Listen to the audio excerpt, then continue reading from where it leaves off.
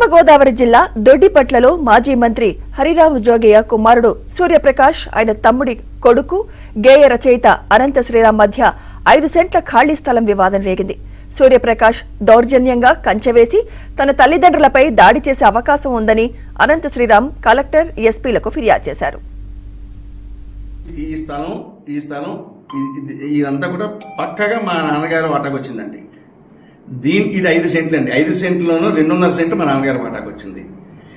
ఇక్కడ రామజోగి గారి యొక్క బిల్డింగ్, ఈ బిల్డింగ్ అయితే ఆ 5 సెంట్లలో తన తండ్రి, పెద్దనాన్నల వాటా ఉందని, అందుకు సంబంధించిన డాక్యుమెంట్స్ ఉన్నాయని శ్రీరామ్ ఇప్పటికే 9 ఎకరాలు ఆక్రమించాడని సూర్యప్రకాష్ ఆరోపించారు. గజం స్థలమైన శ్రీరామ్ది అని నిరూపిస్తే తాను రాజకీయాల నుండి తప్పుకుంటానని, లేదంటే శ్రీరామ్ తన రచనలు వదిలేస్తారా అని సవాల్ విసిరారు. అయితే ప్రస్తుతం ఈ వివాదంపై 2 కుటుంబాలు కోర్టుకెక్కాయి. దీనిపై కోర్టు ఎలాంటి స్టే ఆర్డర్లు ఇవ్వలేదు.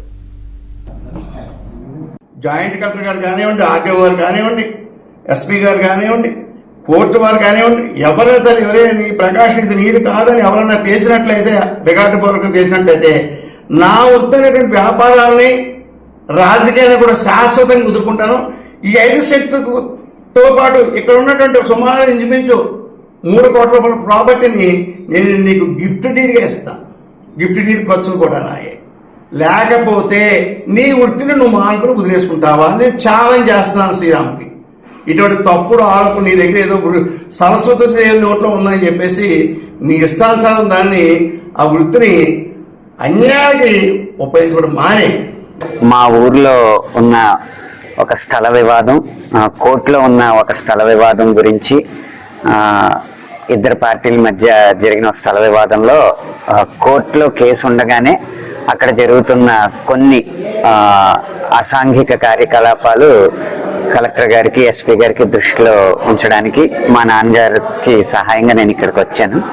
ఇక్కడ సమస్య ఏదైనప్పటికీ కూడా అది కంప్లైంట్ తీసుకునే విధానం కానీ, ఒక్కొక్క వ్యవస్థని దాటుకుంటూ వారు గైడ్ చేసిన విధానం కానీ అద్భుతంగా ఉంది.